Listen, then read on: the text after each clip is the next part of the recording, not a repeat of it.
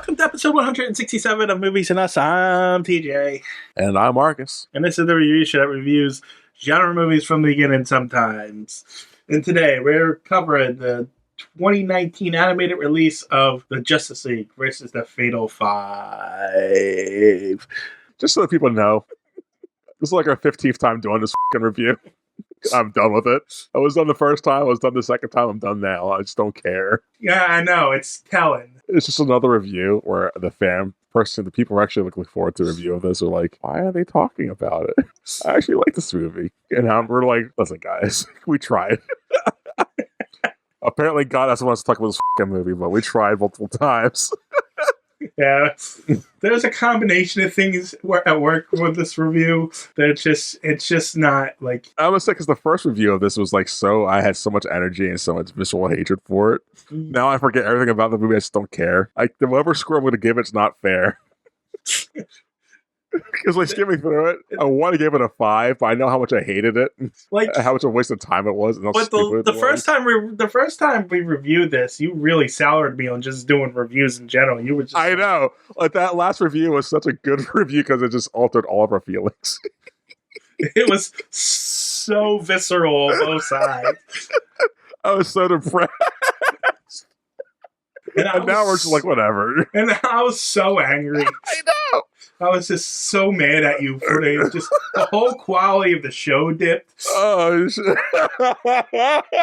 And then it started again in this review, but then my power went out, and then it's like just killed all that momentum. It's just like, this movie is directed by Sam Liu, screenplay by Eric Carrasco? Sure. Jim Krieg, Alan Burnett. Story by Eric Carrasco, produced by Sam Liu, Amy McKenna, and Bruce Timm, starring Elise Gable, Diane Guerrero, Kevin Conroy, Susan Eisenberg, George Newbern, Daniela Bobadilla, Kevin Michael Richardson, Tara Strong, Noel Fisher, Sumali Montano, Philip Anthony Rodriguez, Peter Jessup, Matthew Yang King, Bruce Timm, and Tom Kenny. This movie is an hour 17 minutes long. It is too long. The 36th movie in this animated universe. Too many. All right. Okay, so gotta go back through the behind the scenes stuff. So the animation style is different if you watch this movie. It is reminiscent of the old Justice League stuff. Which just makes sense. Yes, because it's not technically canon, but the creator says it's canon. So it says, while its canonicity of the DCAU is open-ended, the executive producer who Bruce Timm considers the film canon. So it's got that art style, and you know, that's why Kevin Conroy's in it and stuff like that, rather than it being part of the newer universe that we've been covering up until this point. Which I like that because they traveled back in time to a point, so it makes sense. Yeah, it does make sense. Yeah, I don't think there's anything else to talk about other than it's got 100% on Rotten Tomatoes, which Marcus disagrees with. Yeah, and the one review that's on the wiki praises it for its characterization of mental health challenges. That's it for really behind the scenes. The movie made $2,154,235 in domestic Blu-ray sales. Justice League versus the Fatal Five. So what happened to them, Marcus? So there's a guy that's fighting in the future. There's a guy and his crew fighting some bad guys. The bad guys start to time travel back in time so they could do things to free some of the other bad guys. So that one of the good guys latches on and ends up back in time with the bad guys and the old Justice League. The good guy has mental issues because story plot reasons. He goes crazy. He's got to convince the Justice League that he's not crazy, and that the bad guys are here from the future too. Oh, it's Terminator. Oh, it's a bad version of Terminator to destroy the future stuff. He convinced the Justice League to do so. They stop the bad guys after some fighting. The good guy dies in the end, sacrificing himself at the end. Right? I think. I mean, some of it was right. They gender swap some of the superheroes, because they got to get the kids into this show. And they gender swaps women. No, they didn't. Green Lantern and Martian Man Lady now. Martian Man Lady. They're both characters in the... Sure. You're not wrong. I'm not going to argue that. You're right. What happens in this movie, TJ? Do you remember? Yeah, I know exactly what happened in the movie. But without reading the description that you probably just read again. So what happens? I can tell you exactly what happens. So this movie is about the Legion of Superheroes, which is a future superhero team from the 31st century in the comics. Not a big fan of them myself, to be honest with you. There's too many of them and not enough. They're just off-brand modern hero things. They always felt like off-brand cereal mascot, like you know how you get the cheaper version of cereals instead of the name brand one? That's how the Legion of Superheroes always felt to me. Anyway, we're in the 31st century. The Fatal Five are a group of villains that oppose the Legion of Superheroes. They're fighting, and two of them get captured. For some reason, the Legion of Superheroes don't have the technology to keep them imprisoned here. So they go back in time. So they have to go back in time to lock these guys up in there. It makes sense in a stupid kind of way, but it's like you're 1,000 years in the future. Why don't you have the technology to do it? You're like, it's doesn't make the past, just go in the future. Right, it doesn't make any sense. But anyway, Green Lanterns don't exist in the 31st century because they disappeared or some shit. So they're going to lock them up in the science cells of the Green Lantern because you can only open up a science cell with a Green Lantern ring. So they captured two of them. So the other three go back in time to freedom, but one of the Legion of Superheroes go back in time with them. I think it's Starboy. I don't remember off the top of my head which one it is, though. Yeah, Starboy. And so they go back to the 21st century, where we get introduced to Jessica Cruz, my favorite Green Lantern, by the way. Why, TJ? You don't care, so I generally care. Why is she your favorite, TJ? Because she's a female, and if you gravitate to female characters, or there is that, but I also like her backstory. Why? Her backstory is that she is when she was younger, like a teenager, she was out partying with her friends, and they came across a murderer who murdered somebody, and so the murderer tried to kill. The murderer killed her friends in front of her. She barely got away and spent the next few years. I don't remember what it's called, where you're afraid to leave your house with that condition. Yeah. So, but then she ended up. I forget what the instances happened what to cause her to get a Green Lantern ring, but she gets Green Lantern. Agoraphobia. There you go. Oh, yeah. So she gets a Green Lantern ring, and her whole deal is like each Green Lantern has a similar thing, like how Jordan has like the most willpower and stuff like that, and John Stewart's like an architect, so he's the most creative and stuff like that. Her deal is she can overcome immense fear and create her willpower from it, and she is just really cool because what really sold her for me is that there was a comic book series called Justice League Odyssey where she faced down Darkseid himself. Darkseid ended up killing her, but it was a last kind of stand thing, and it was really cool. So she ended up becoming and plus the rest of the Green Lanterns are kind of bland, and she just stands out. That's why she's my favorite. That's fair. There's also another Green Lantern named Simon Boz who was introduced the same time as Jessica Cruz, and his story was pretty cool too because he was actually, it was during a race, kind of like, it was like almost a racist storyline where they thought he was a known terrorist and they arrested him for terrorism when he didn't actually do it, and then he got a Green Ranger and kicked the shit out of all of them. Nice. So that was pretty cool too. So these newer Green Lanterns are getting developed because they're being introduced in like modern times and stuff. So they tend to be a little more cooler than the bland the bland Hal Jordans and stuff like that. But thinking about it now, yeah, this story didn't need Jessica Cruz. It could have been any Green Lantern. I don't know why they were coming back specifically for her. Because to gender swap and get the young youth into this. They were probably bored with the other characters. So I was like, yeah, let's just make it a female. Or they wanted to show that backstory of hers. Yeah, let's just get a female in this. The story does have a little bit of blood in it. Why not get the green black one? Miss Martian? Nope, the black one. John Stewart, because he was in the Justice League show. And this is that animation style. Oh, let's make it a female. Okay. That's all it was. That was the conversation they had. Oh, probably. That's why. But she's got a cool backstory. And I don't know why they de-aged her either. They made her a teenager in this one. Or the youth. Maybe. But like, I don't care. I liked her. So I don't, but she is kind of just easily swapped out because the reason they need her is for a Green Lantern ring to open up the science cells, but you can open up any, right? I'm not missing anything. You can use any Green Lantern ring to open it, so I'm pretty sure. To my knowledge, but maybe she's special for special Green Lantern ability because they made it seem like I remember watching it. It seemed like they needed her specifically for some reason, but now that I'm thinking about it, I don't think they needed her anything other than her Green Lantern ring. She's like one of the last Green Lanterns before they died out, probably. Oh, maybe in the future. I don't know, man. I don't know. It's been like a few weeks now, so I'm not gonna tell you. But yeah, so I liked her story.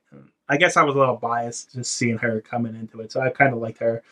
and seeing her backstory, just seeing her get screen time, honestly. Fair. They had Miss Martian in this. If you watch the what was that popular cartoon out? Shit, Young Justice. She's from, people know her from that, so that's probably that's probably why she was in this one. They wanted to give Batman another young person, the kind of thing. But other than that, you're pretty much right. They come back in the They come back. Who comes back? The bad guys. Yep. They go from the future to the past to break out their lover, other members of the Fatal Five. Right. And the cosmic guy, the Starboy, jumps along. He jumps along. He ends up in Arkham. That's what because he lost his medicines. Yeah, because he lost his medicine that doesn't exist in the past because it's only a future medicine. He ends up in Arkham for a little while, so we can see some of the. That's right. I had an issue with Poison Ivy and Harley's there. Poison Harley and Ivy are in this show, but they don't talk, in which Marcus had a problem with. Yep. I don't know why. But Two-Face is also there, so we get to see some of the. Yeah, get the man to talk, but the two females not to talk. Sexist shit.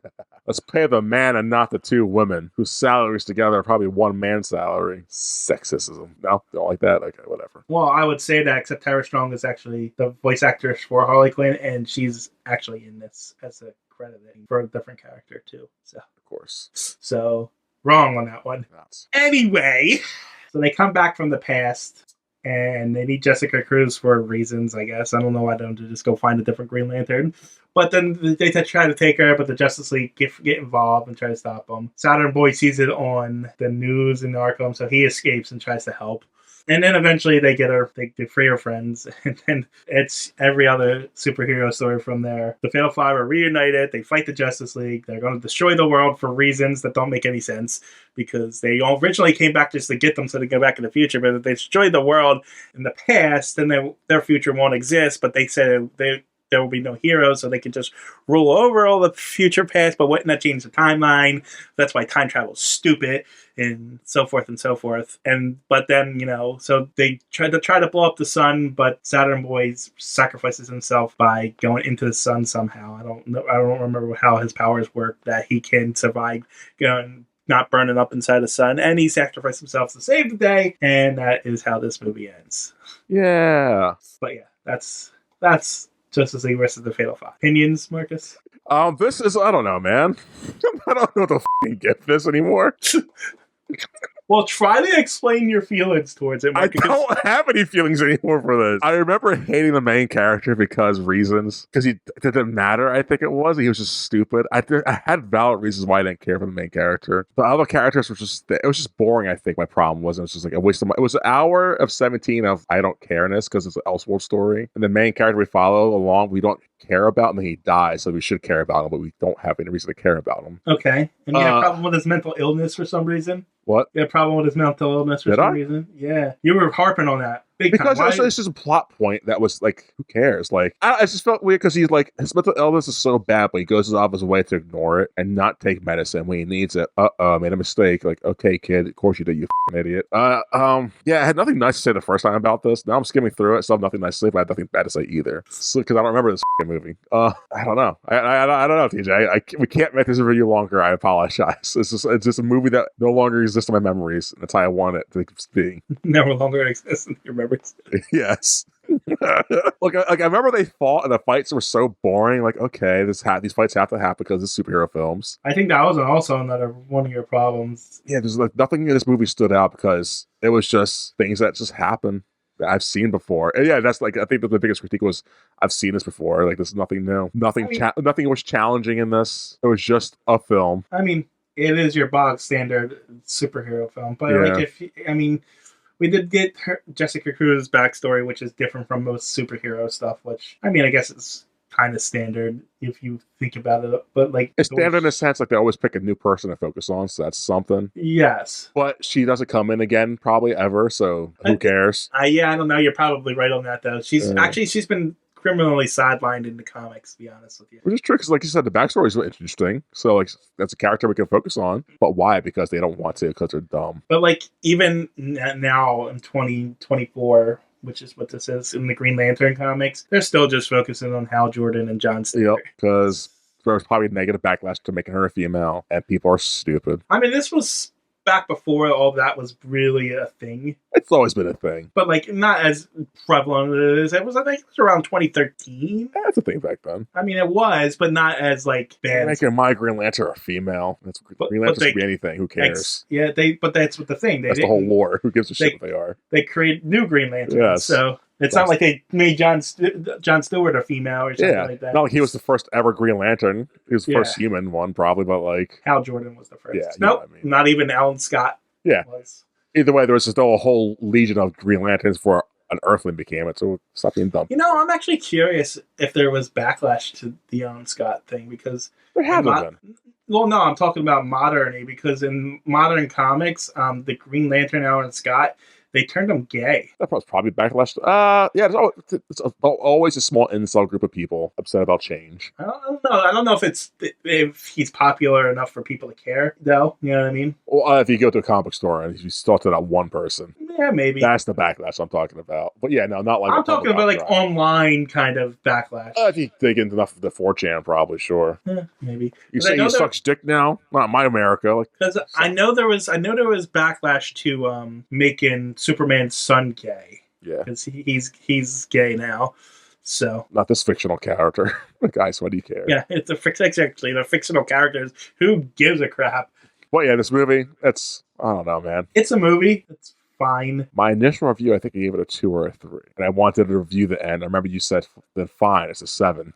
I remember the review ending because you're pissy at me for being pissy. Yes. So with that being said, my true feelings are a 2 or a 3 probably. Right now, I just couldn't care. I'll still land at a 3 because I don't care. Because if it was a good movie, there's be something for me to remember and care about, and talk about, and praise. That's fair. I mean, like there's a few things in here that I did really like though. Like what?